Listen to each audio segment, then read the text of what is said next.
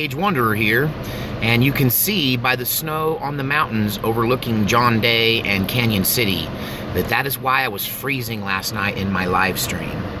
So I'm here stuck behind the band trailer. We are stuck in traffic waiting to get into the event that we're scheduled to play later tonight, but we're just headed in there early to reset up our equipment since we tore most of it down overnight, and also to get a free awesome barbecue lunch that's been promised us.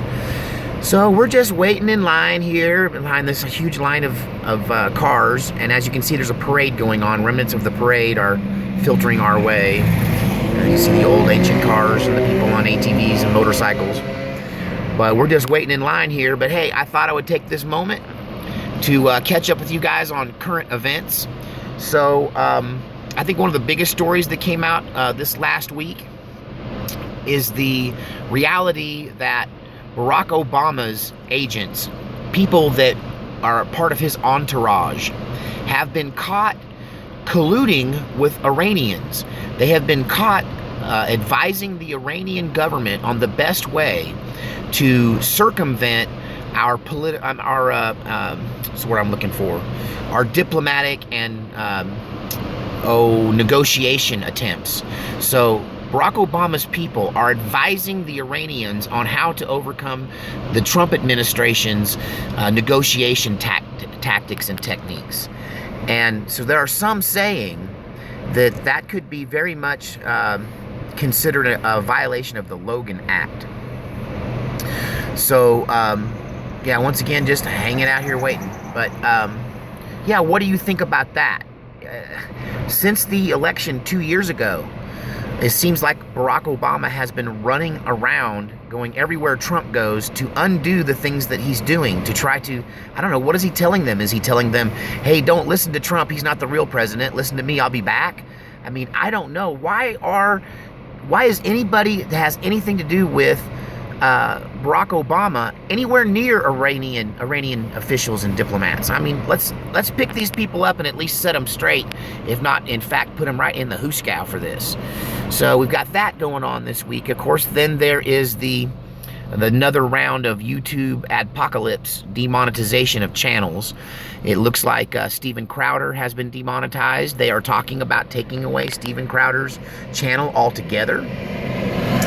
And so that's been going on this week. I was afraid they were after me, but I've checked my email and I don't think I got selected, probably because I'm small fish. I think they're just, they started with AJ, then they're working their way down to Steven Crowder, Tim Pool, and We Are Change, people like that, Marfugel, all these people are next, and they'll get around to me eventually, I'm sure, but until then, we'll just keep doing what we do here. I don't pick my content or make my decisions based on, what's acceptable from YouTube. I'm just kind of doing this organically. So, you're going to get me, you're going to get my political opinions, you're going to get my music, you're going to get my humor, you're going to get my stories. So, yeah, what else is going on this week?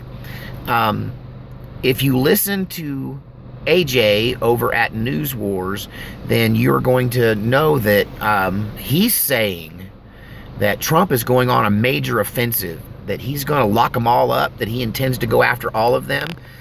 He intends to go after the big tech companies and regulate them so that and force them to respect the First Amendment and the spirit of the First Amendment.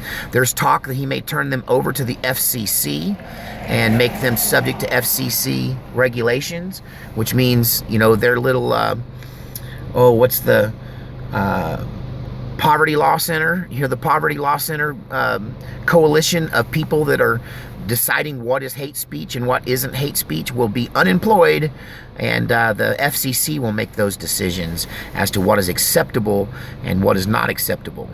And I'm not really in favor of government regulation unless there's a real problem that only the government can fix. Hey, it looks like we're headed out, so God save our republic, and we'll see you tonight for another live stream with Sage.